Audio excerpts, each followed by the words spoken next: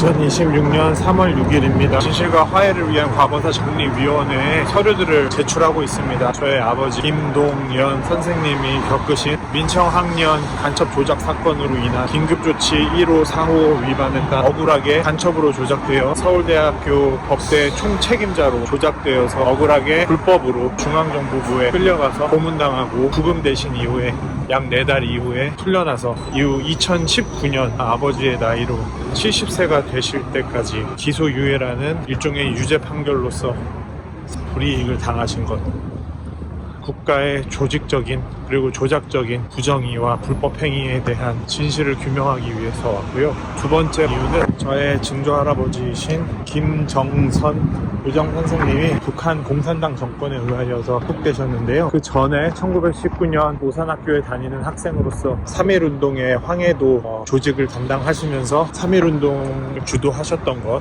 참여하셨던 것, 그 이후에 상해로 망명하려 하셨던 것, 3.1운동으로 인하여서 피해보셨던 일들, 이후 교육자로서 애국 계몽운동을 하셨던 활동들, 북한 당량국에 의하여 억울하게 납북되신 일 등 독립운동과 납북에 관한 진실을 밝히기 위해서 왔습니다. 진실규명 신청서를 접수받는 5층 가보겠습니다. 박정희 독재의 불법적 긴급조치 1호 4호 민청학년 간첩으로 누명을 씌워서 서울대 총책임자라고 고문하고 구금했던 저희 아버지 김동연 선생님에 대한 진실규명 신청서를 접수했고요. 일제시대 3.1운동에 참여하셨고 애국계몽운동을 이끄시면서 교육자로서 또 독립운동하셨던 증조할아버지에 대한 내용, 광복 이후에는 철도학교 등을 설립하는 데 참여하시고 봉사하시다가 북한 공산당에 의하여 납북되신 이후에 희생당하신 증조할아버지 김정선 선생님의 이야기를 접수하러 왔습니다. 여기 보시면 진실 화해를 위한 과거사 정리위원회입니다. 진실 화해를 위한 과거사 정리위원회. 제가 할 수 있는 일을 하겠습니다. 진실과 화해를 위해서는 과거사를 정리해야 됩니다.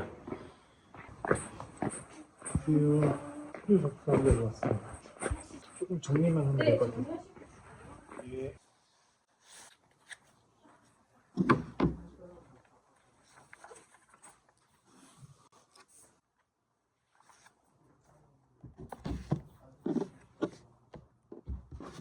검사에서의 이렇게 다 작성했습니다.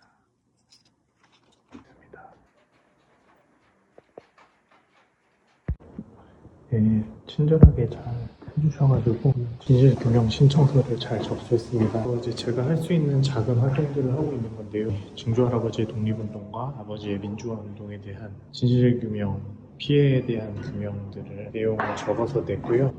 진실화해를 위한 과거사위원회가 이제 조직이 갖춰지고 조사하시는 분들께서 업무를 착수하려면은 2026년 여름 정도 돼야 시작이 될 것 같다고 말씀을 해주셨습니다. 그때까지 제가 할 수 있는 일들을 나름대로 연구하고 공부하면서 어떤 법정 제도들이 있는지, 법과 제도가 없다면 입법 활동이나 어떤 제도들을 만들어갈 수 있을지에 대해서 찾아보고 하는 거고요. 민청학년과 관련해서는 더불어민주당 박주민 의원님을 중심으로 입법 이루어지고 있는 것으로 알고 있고, 그래서 그 법을 통해 가지고 저희 아버지 김동연 선생님의 민주화 운동과 간첩 조작으로 인한 피해 사실들을 밝힐 수 있을 것으로 보고 있고, 국립현충원의 자료기증자로 감사패를 받으러 가게 되면 대전에 있는 국가기록원에 가서 민청학년과 관련된 아버지의 조사 기록들을 살펴보려고 하고, 정보 청구를 할 수 있다라고 하면 아버지가 보셨던 사법시험에서 기소유예로 인한 불이익을 얼마나 받으셨는지에 대해서 확인해 보려고 합니다. 불법적 간첩 조작에 의한 범죄자 취급을 당했던 것에 대한 형사적 보상과 재심과 민사적 배상이 이루어져야 할 것 같고요. 증조할아버지와 관련해서는 3.1운동과 애국계몽운동, 울산장려운동 등에 대한 인정으로 독립유공자로 공인되면서 서훈을 받으실 수 있는 계기로 만들어 보고자 합니다. 제가 할 수 있는 것들을 하나하나 조금씩 해나가고 있고요. 장손으로서 또 그 정신을 물려받은 사람으로서 당연히 해야 하는 책임이라고 생각하고, 이 과정이 정신적으로 쉽지는 않지만 오늘 정신상담을 받은 것처럼 내 일상생활을 성실하게 해나가면서 이런 활동들도 해나가도록 하겠습니다.